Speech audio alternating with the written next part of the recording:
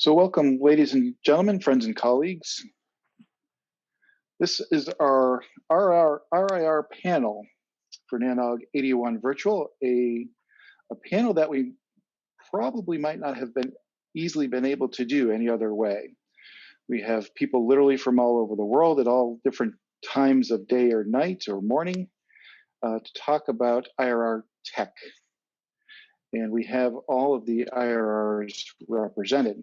Here is a list of those folks at the top, in alphabetical order by RR. I'm going to let them each do their own brief introduction. This is their contact information, which I'm sure they'll welcome a email if you'd like to have a quick follow-up with them, but they may point you to a more general alias if it's more IRR operational related. If you do contact them, I hope you'll at least offer them some kudos for doing this. Very generous of their time to do so. My name is John Kristoff. There's my contact information down below if you need to reach out to me. I work at DePaul University. I also am a PhD candidate student at the University of Illinois, Chicago. I run a project called dataplan.org and some other stuff. And that's all I'm really going to say about me, because it's not about me, it's about the IRRs. So let's talk to our friends at the IRRs. So let me go, I'm going to just kind of go in the order that my windows are displaying each one of you. And I'll just ask each of you to just briefly do your own little introduction, say your name, say which IRR you represent. And then if you would possibly maybe tell us one thing unique about the IRR that you represent, maybe something that is distinct, maybe something interesting, maybe something good, maybe something bad, maybe something new. Whatever you can think of off the top of your head, we'd be happy to hear it. So I'll start with you, Carlos. You're first in my window. Okay. Thank you, John. Thank you for the introduction, and thank you for the opportunity of doing this panel. And thank you for being a part of NANOG, which is a conference, an event, and community I've looked up to for many years, actually. My name is Carlos Martinez. I'm based in Montevideo, Uruguay. I'm the Chief Technology Officer for LACNIC. LACNIC is the RIR responsible for Latin America and parts of the Caribbean. We share the Caribbean in a strange way, to say something, with my friends from ARIN. Something unique about LACNIC. Well, I think there are a couple of things that I think make LACNIC a bit different. LACNIC is one of the younger RIRs. LACNIC began operations in 2002. It was actually incorporated as an organization in 2002. So it's rather young.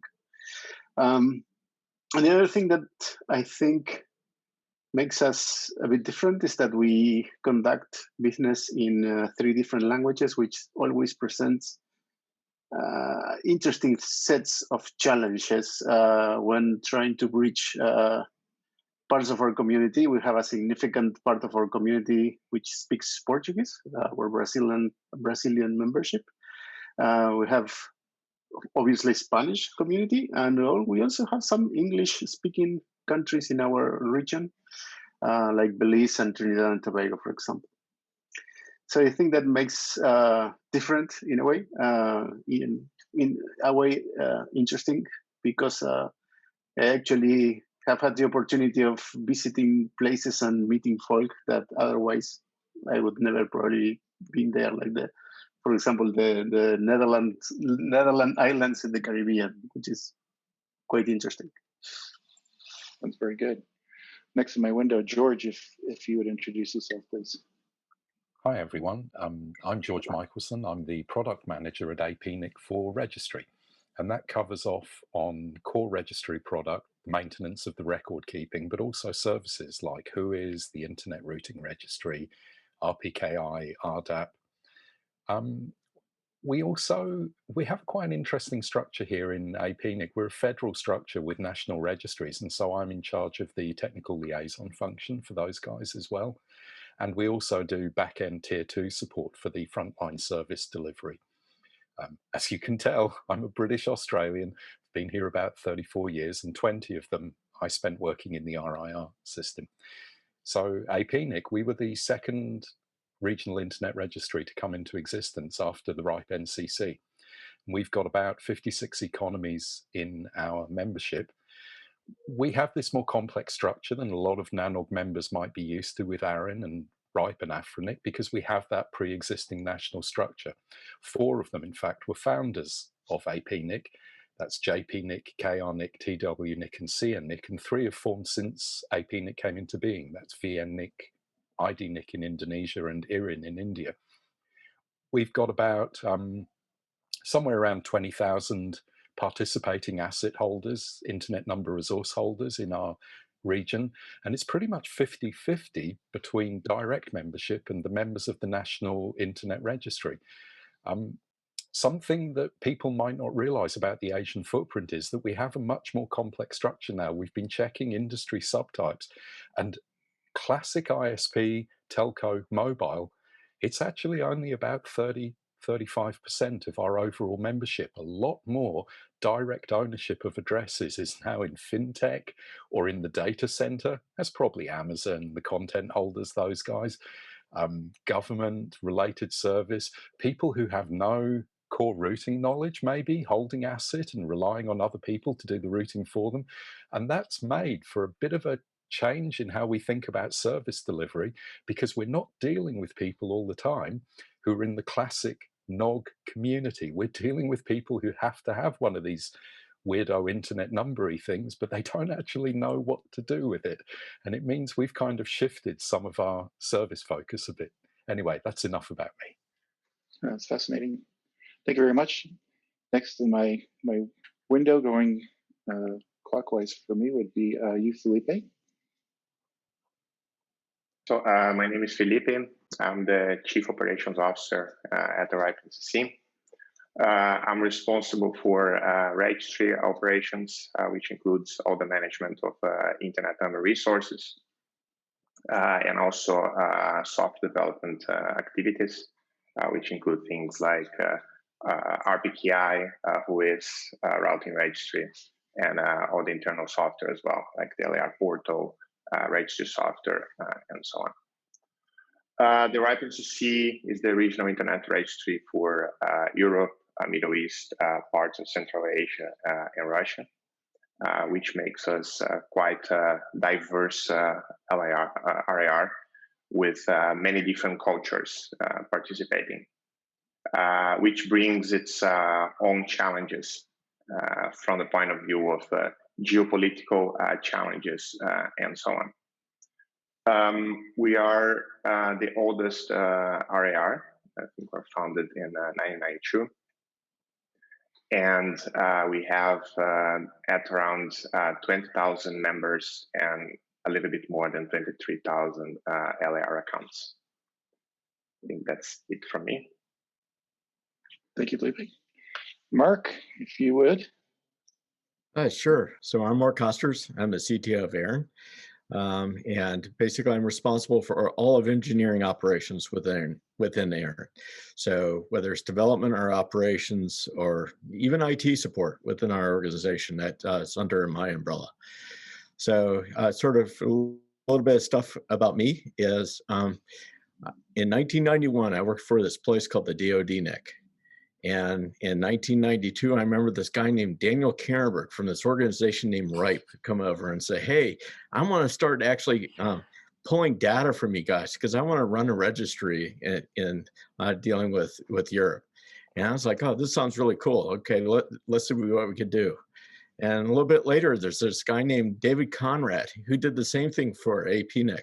So it was basically, I've been on the ground floor of this since 1991. I helped put ARIN together in my spare time. After hours, while I was working for VeriSign, I would come over and help set up ARIN. And now here I find myself actually working for ARIN. So it's a great place to be. So thank you. Thank you, Mark. And last but not least, hello, Amreesh. Thank you, John.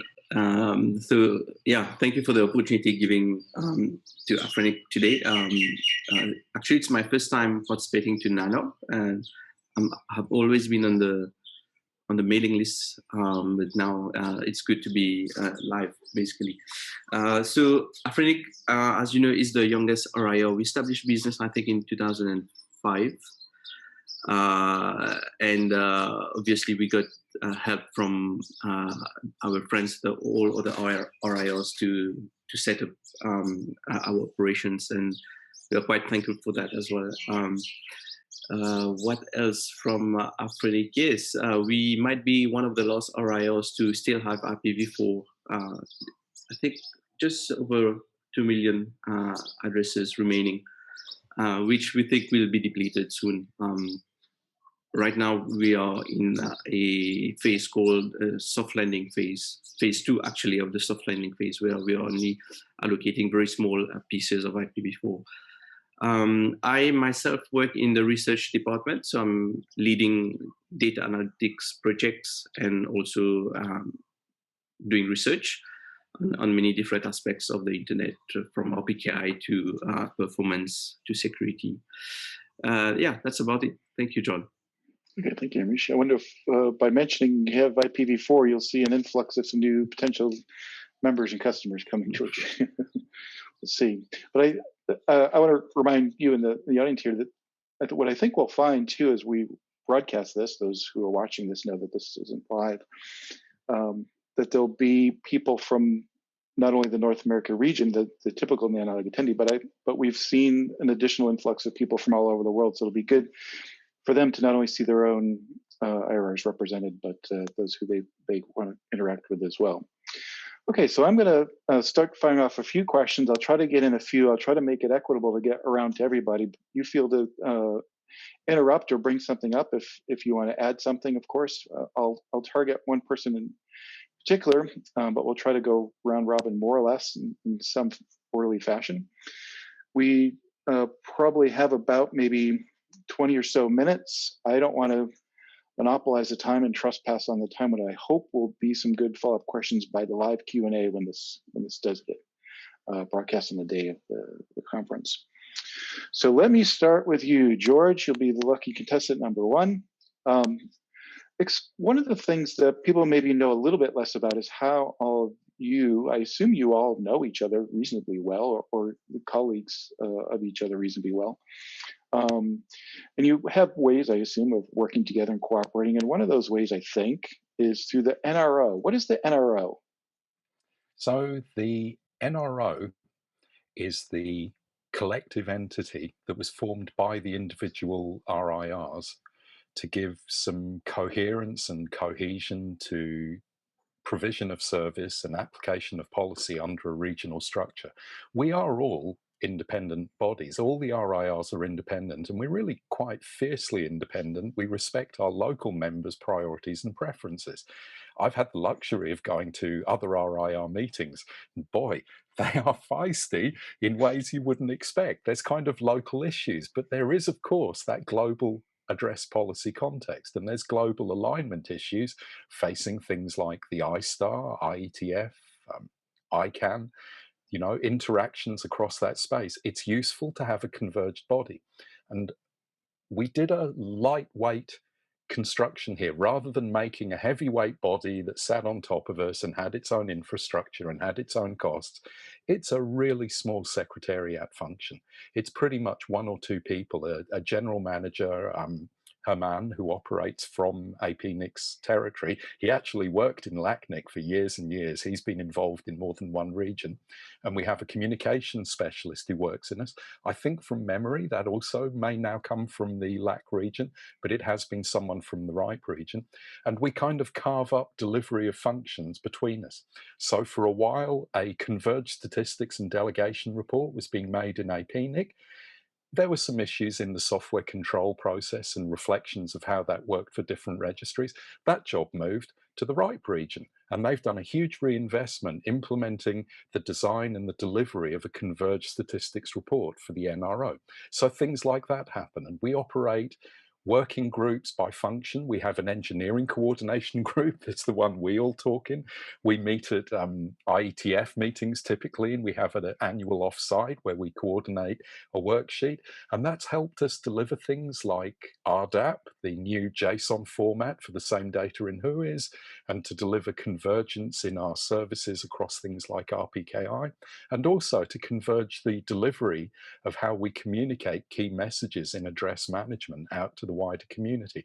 But we have a communications working group and a registry services working group.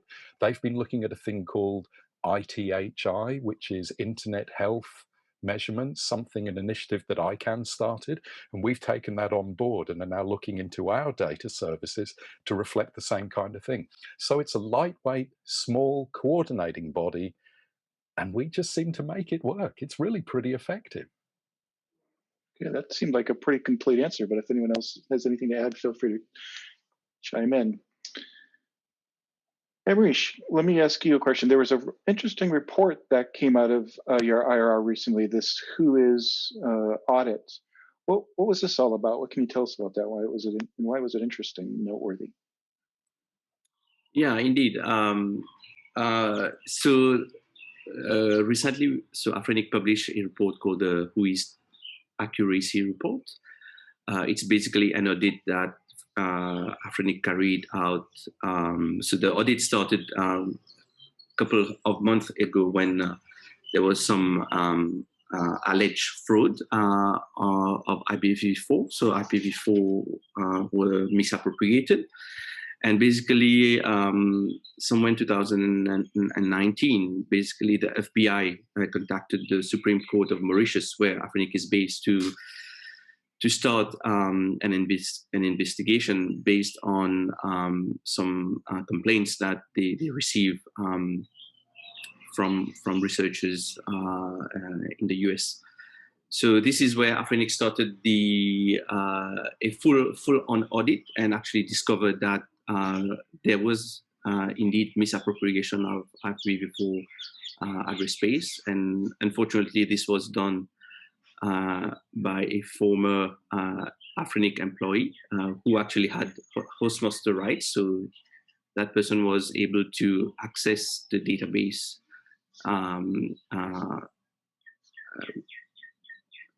in an unauthorized fashion, unfortunately.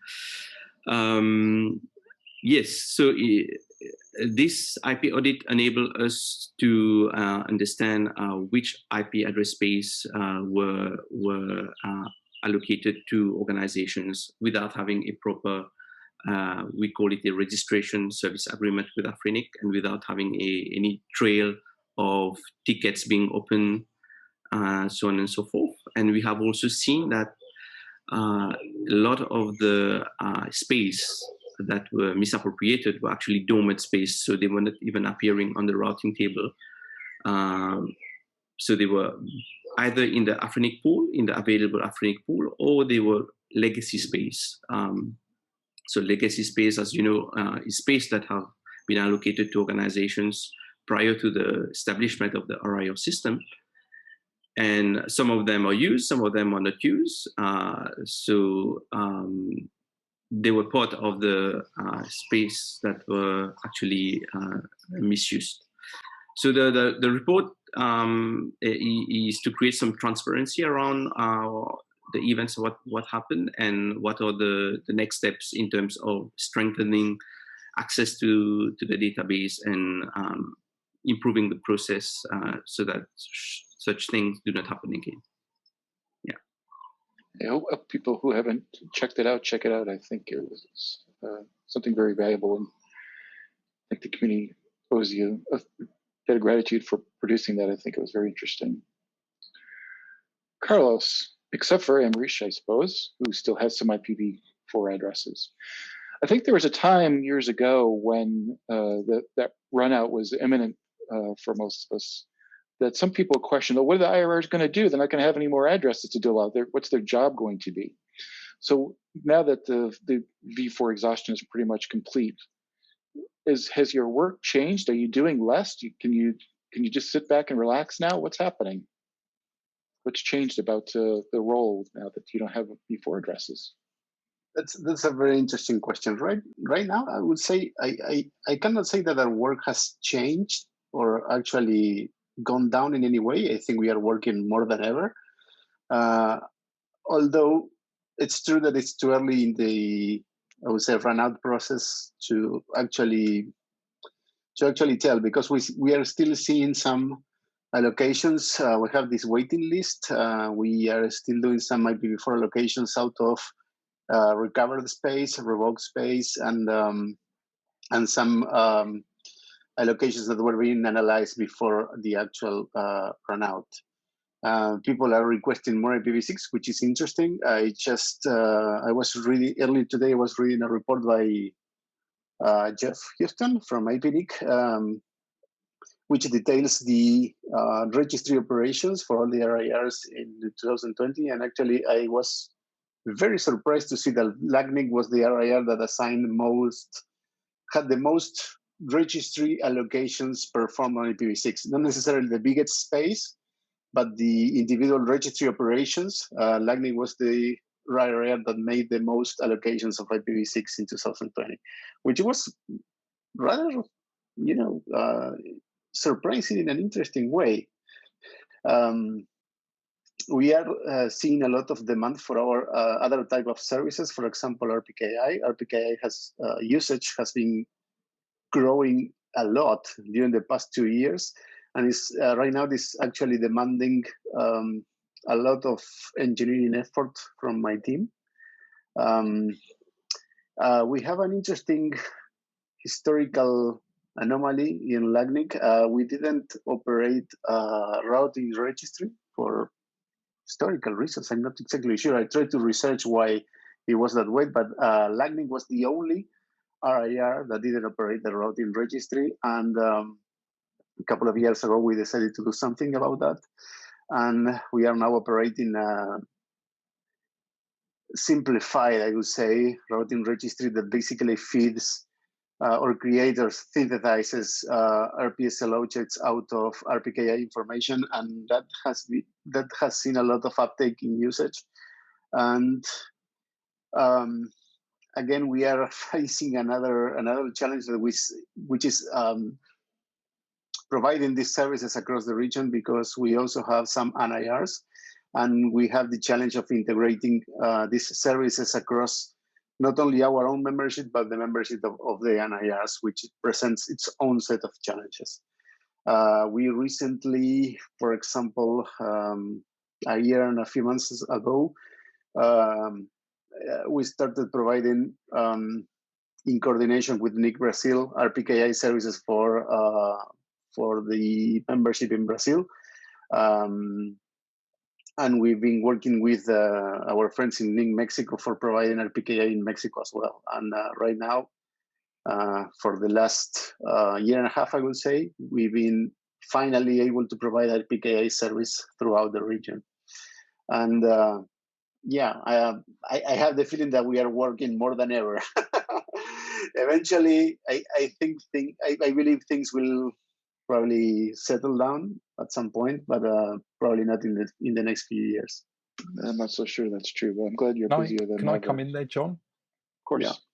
So I think Carlos is hiding his light under the bushel, because he's actually been doing a huge amount of work doing development work as well. He's got an activity that's about network security that LACNIC does, building capacity inside his community to have better resilience against the attacks. They're doing amazing work there.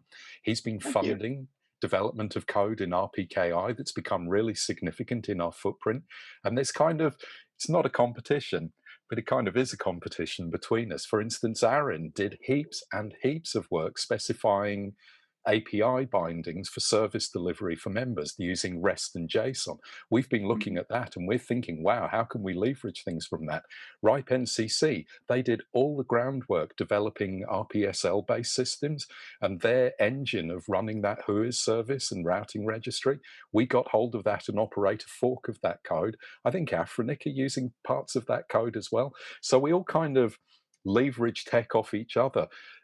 Like Carlos, our actual transactional work with holders of addresses just hasn't gone away. And it's kind of two-faced. There's the part which is we have a huge legacy of holders that have basically not kept data up to date. It might not be entirely the same in ARIN, but they have the LRSA and they have all of that pre-ARIN registry state.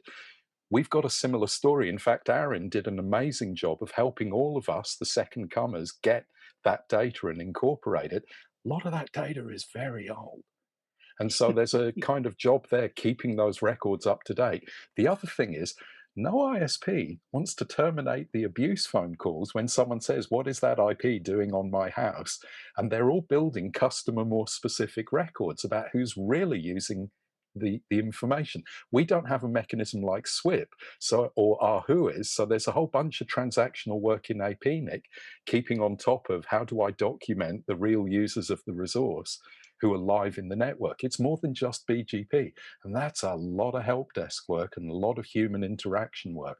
So yeah, we still all have jobs. Well, I'm glad you said that. And I was a leading question.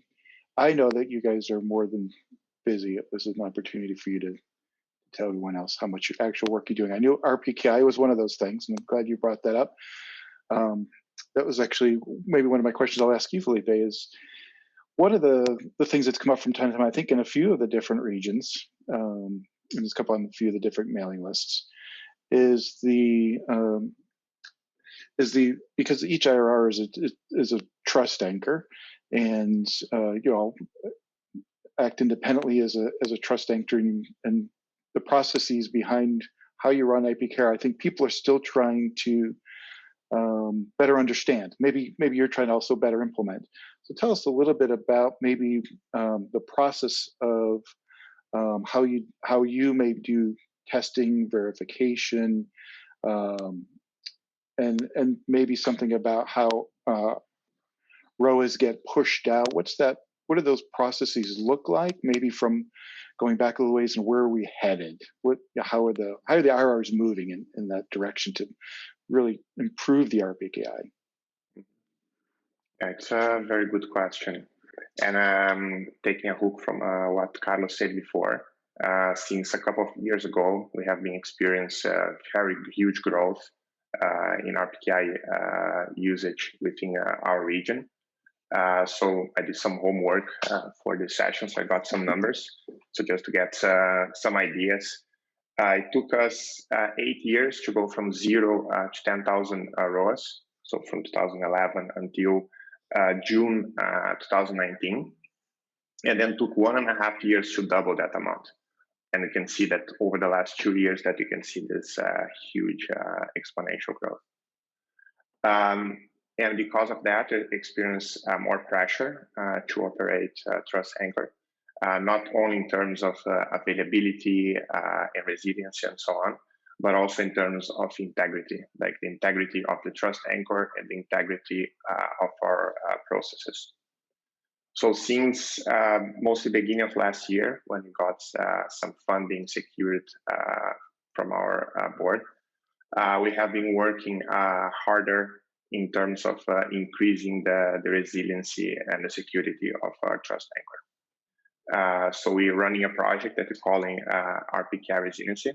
And one of the things that we're doing is defining an audit framework for RPKI.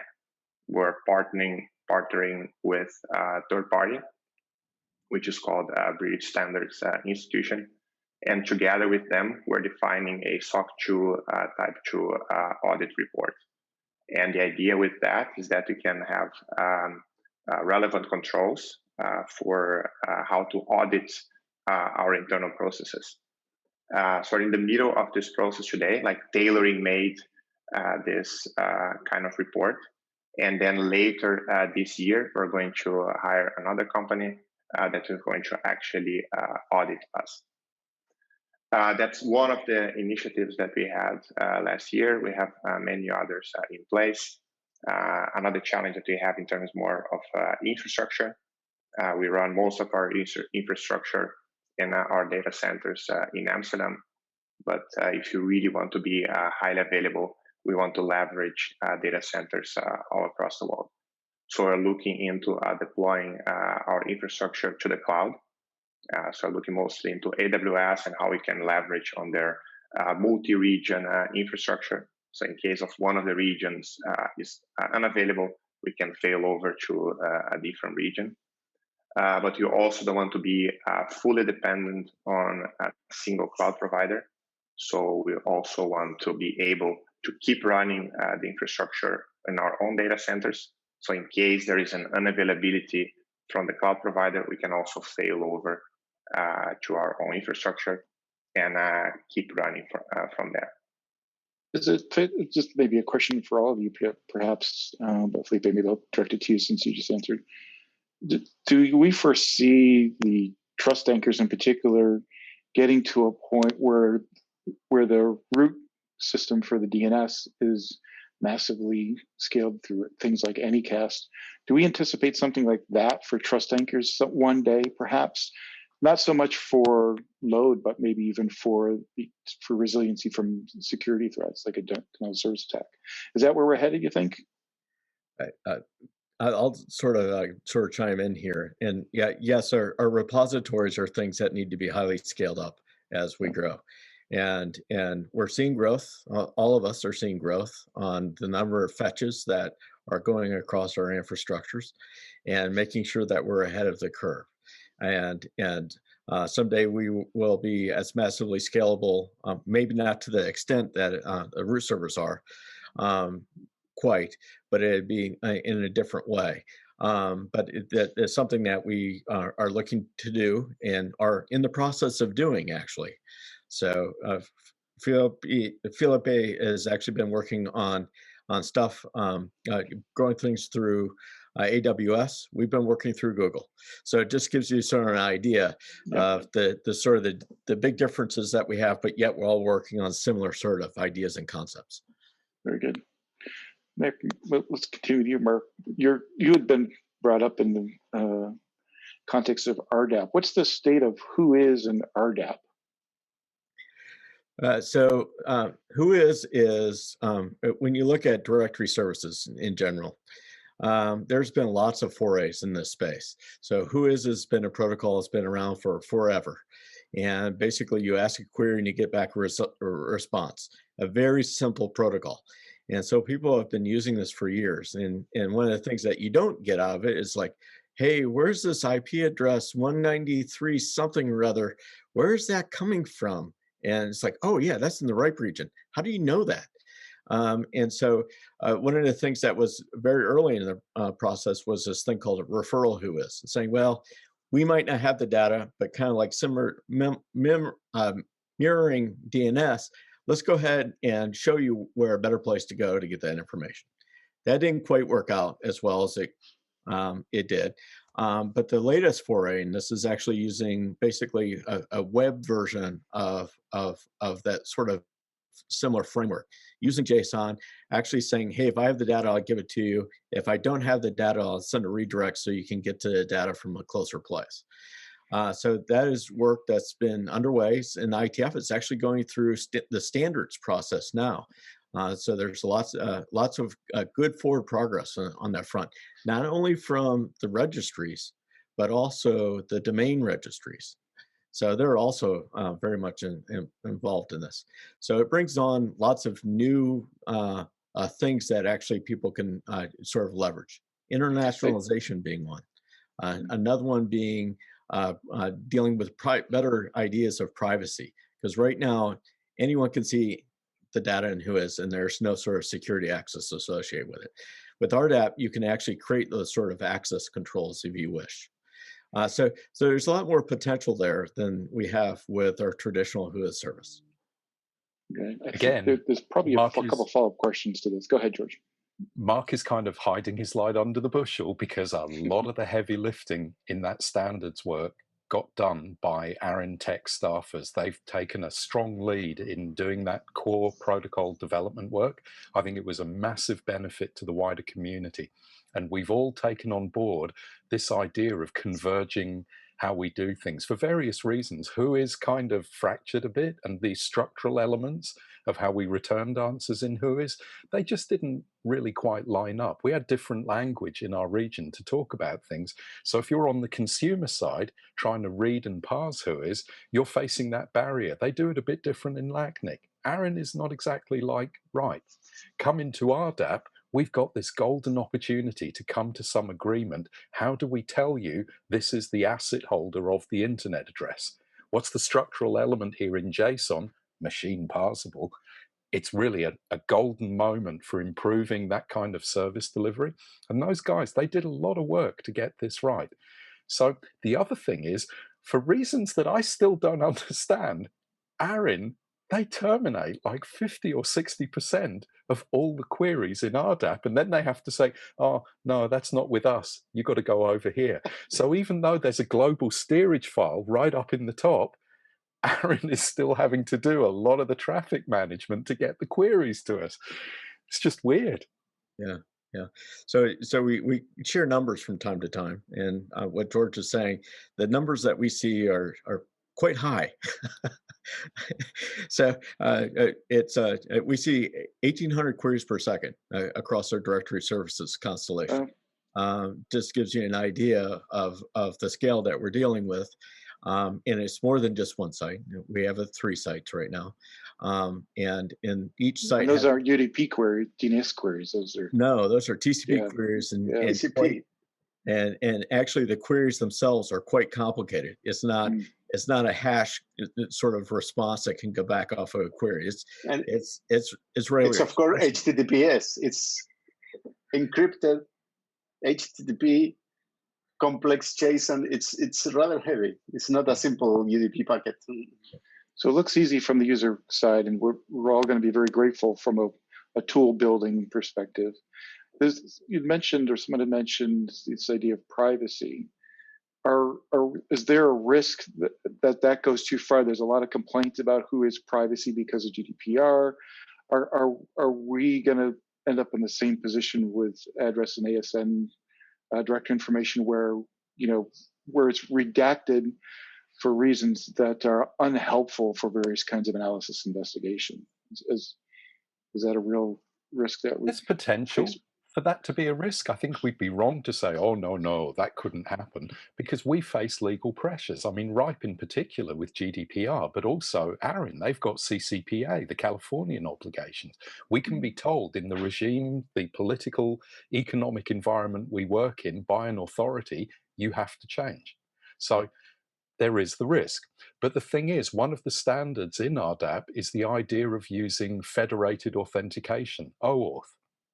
And if we go with that model and adopt that framework, people who need to know, law enforcement, legal, track and trace, ISPs who need to do technical contact, they can identify. And it could be they identify in ARIN and their token is usable inside AFRINIC or in RIPE or in APNIC or LACNIC. We can do that kind of federated authentication model and uncover the data that if you're just a casual user, we kind of have obligations to hide. So we know there's the potential for a loss of public view of this data, but we're thinking ahead about ways we could maybe handle that respectfully, because privacy is a pretty big deal. Some of the people who hold addresses, they're actually individuals. They're not legal entities. If you go into WHOIS, you don't see Corpco in Portland, Oregon sending you packets. You see Randy Bush because he holds the assets as an individual. And that's a pretty massive breach of privacy. So we have to be careful about this, Thank you, George. We're kind of coming close to the end of our time here. So let me ask one question for the group and then maybe one more kind of closing question. I think it's quite clear and obvious that you all are working on some really cool stuff, some of the future stuff like the RPKI and some of the changes to RDAP. I think it's kind of fascinating. And you do things maybe necessarily not strictly IRR related in some cases. I know RIPE in particular does all kinds of stuff, for instance. What kind of opportunities might someone be appealed to working with your IRR, either full-time? I don't know big you are and how much hiring you do. But what sort of technical opportunities might there be? This is your pitch to make for someone to maybe come apply to if you have open positions, or maybe internships. We have a lot of young people who are turning into NANOG who wouldn't normally go, who would probably be very interested in helping do work for probably pretty free to help their way through college. Anything going on in that space? If I may, John, so AFRINIC has what we call a research collaboration program where we get interns on board, and for 3 to 6 months, and they can work on various subjects such as any engineering type of work, or also in my department on research subjects. We also do collaborations with academic bodies. So, for example, we send out some collaboration requests to universities here on the continent, requesting support on, let's say, we want to run internet measurement activities, let's say in Congo DRC. Then we will reach out to the different universities there to host, for example, RIPE Atlas anchors or probes, and then we would do the analysis and publish a report at the country level. So this type of research work, we like to collaborate with the students, and we have this program that we can take them on board. Okay, great. If I may as well do some sales pitch. We're actually hiring at the moment, so I have an opening for a DevOps engineer in RPKI. So if you want to help us to do all this cloud deployment, feel free to apply, and also a soft engineer. And one of the things that we're planning to build that I'm quite excited about in the RPKI land is publication as a service. Because now with more and more people running a no-hosted RPKI with Krill, there is a need for resilient repositories. And instead of them running their own repository, they could publish the repositories within the RIPE NCC. It's not. It's on our roadmap, something that we really want to build, but yeah, it's not ready yet. Right. Maybe there'll be another opening. Yeah. Yes.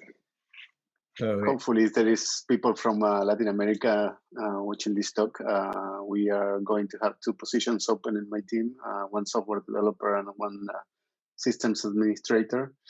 And it can be quite challenging and quite fun working for LACNIC. We are, I would say, a small team. So the bad thing is you get a lot of work to do. The good thing about that is you get to see and touch a lot of different technologies during your stints at LACNIC. And it's definitely a very nice place to work at. I'm biased, of course, but I highly recommend it. Mark, you look like you want to say something. yeah, actually, I just sort of want to say that one of the things that is happening at ARIN is that we realized that we need to give more focus to the community on some of our services that we have. And so we just hired a product manager, a senior project manager, who's going to be taking care of routing security, both RPKI and IRR services. So you'll be seeing a lot more of people from ARIN in the future, not just me, but others. So that you can people can see that we're hard at work trying to improve things at ARIN. We have had in the past, we've had interns work at ARIN. I'm not sure how well it's going to work this summer with us being in the sort of COVID environment. And frankly, our office, we're all working remotely. And that's going to be a little bit challenging in the meantime, but we're working through it. Okay, very good. George, do you have one last thing? We've got a community trainer position open. So if you're technically adept and good at the communications, and if you've got a language in use in the Asian footprint, we would love to hear from you. We've done interns, works out pretty well. Australia is a nice place to be, but as Mark said, this isn't exactly the right year for global travel. We have some remote workers, it can work, but the time zone shifts between places that people are likely to be can be quite a substantial barrier for us. I don't know that we're in a big growth phase at the moment, but I suspect there'll be technical positions coming up. And as a 20-year person in the RIR, I can say it's a great place to work. So I definitely support people in your community in NANOG, have a look at our job boards, because it's a really nice place to be. Public interest work. It's good stuff. Excellent. Okay, let's end this way. I'll kind of go in the reverse order this time to close. I'll start with you, Amreesh, and really like each of you to maybe make your last pitch. What is it that a network operator who maybe from NANOG or any other region who maybe wants to operate in your region, what is it they need to know? What should they know about AFRINIC and vice versa for each one of you? So what should they know about AFRINIC? We obviously will welcome anyone wishing to operate businesses in Africa. So you actually need to be incorporated in Africa to actually become a member of AFRINIC. And we have a dedicated team called the Member Services Team that can help you through the process of getting resources and getting started with your business. And we welcome anyone from whether you are an LIR or whether you are an end user, for example, a bank or a university. So we still, as I said, we still have IPv4 address space so that you can get going with your V4 setup, but we also would encourage you to adopt IPv6, and we have a dedicated team of trainers as well. And we are also doing something rather new called deployathons, where if you're interested as an ISP or as a network, we would work with you and help you to actually deploy IPv6 or deploy RPKI on your end to make your services better. Very good. So, Mark, the community watching may be most familiar with your IRR, so but you can introduce your IRR to the rest of the world, or perhaps there may be something you want to tell this community, a special message like here's what you guys aren't doing and ought to do, or here's what you aren't utilizing that you ought to. This is your opportunity to make that pitch to viewers. Thank you, John. So I guess I'll just say that ARIN's a membership-based organization where ISPs is our members, all the way down to individuals, as George said, that people like Randy Bush, who's no longer in our region but was once in our region, were members or are members. And each of those members have a say, and actually people in the community have a say. So for example, one of the things that we have is we have a suggestion process. So if you see something that we need to be doing differently or better, we have a suggestion process that you can go ahead and submit, and we actually earnestly look at those and work on them on these suggestions. So this isn't this sort of big registry in the cloud or a registry out there that everyone has to deal with, but it's kind of painful. We're trying to be as customer friendly as we can, and try to achieve or keep on going with what the community wants us to do. Thank you, Mark.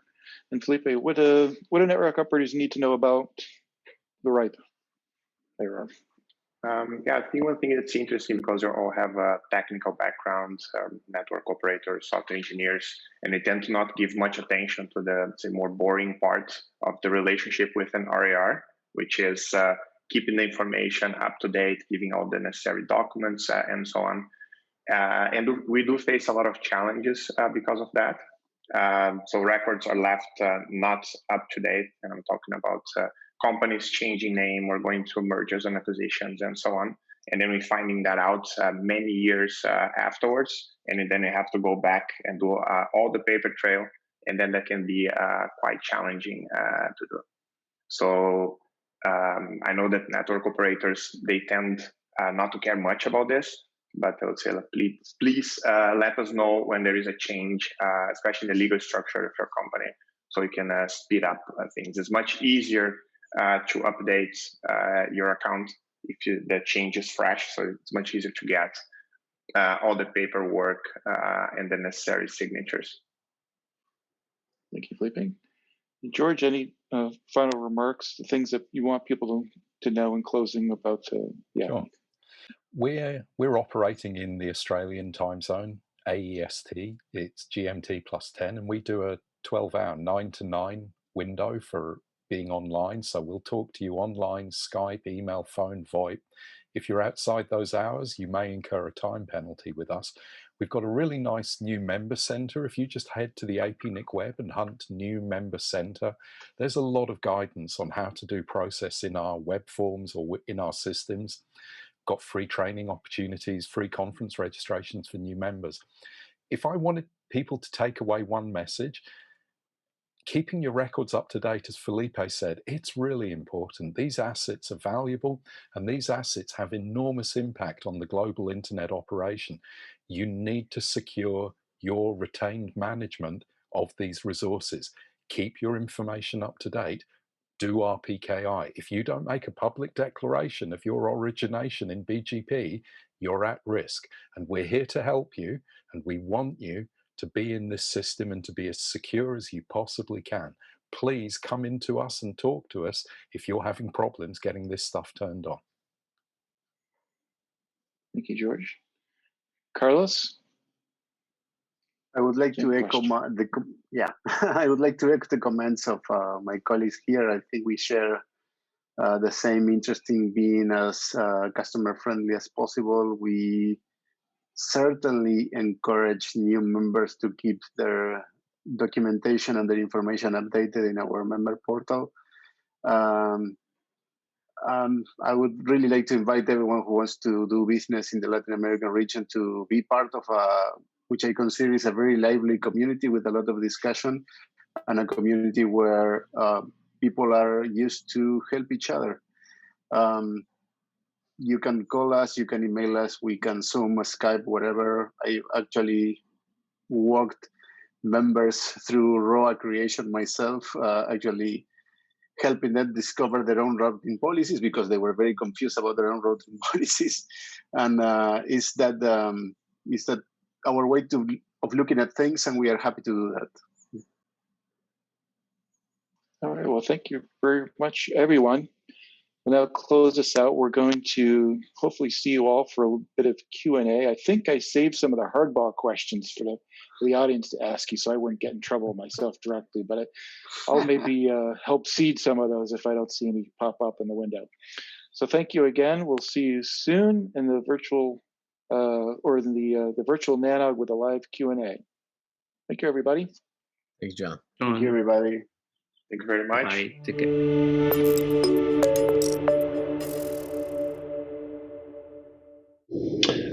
That was absolutely awesome. Thank you, gentlemen. We don't have that much time for live Q&A, so I've picked one out of the pile and am going to ask that we round robin through it. And I believe that Carlos is the first one to my right. The question is anything being done to enforce accurate information of contacts, such as useful or working abuse addresses? The comment was, personally, I encountered bad information when attempting to report malicious behaviors.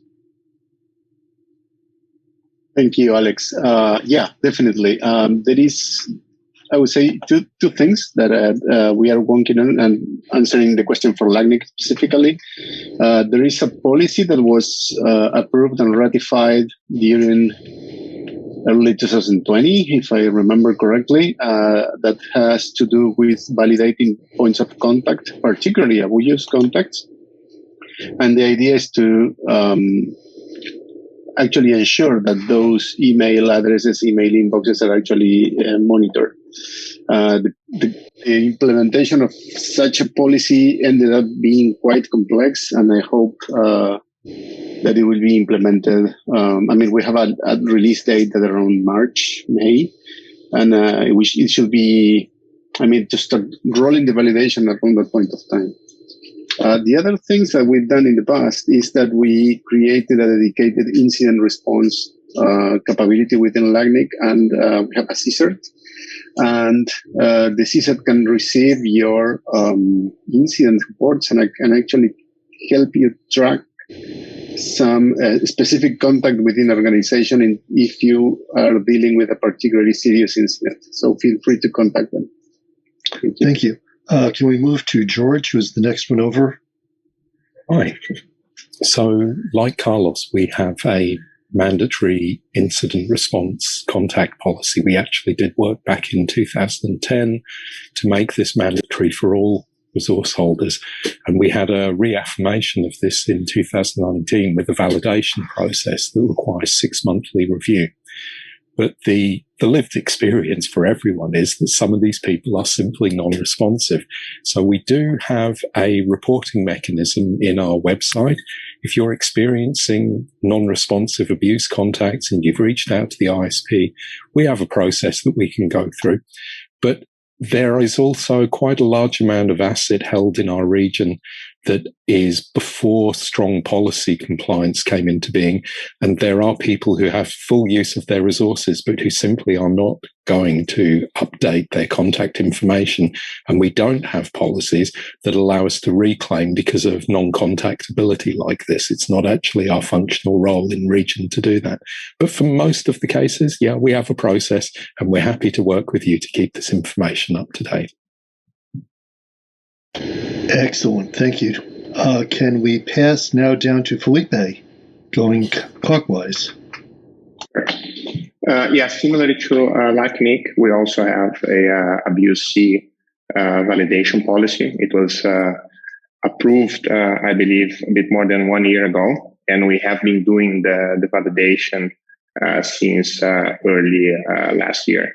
And the process is semi-automated, so we do part of it using a software solution, and we also do a follow-up manually using the host masters. On our own initiative, we want to extend that to all sorts of contacts, so to do a similar validation to all kinds of contacts in the registry.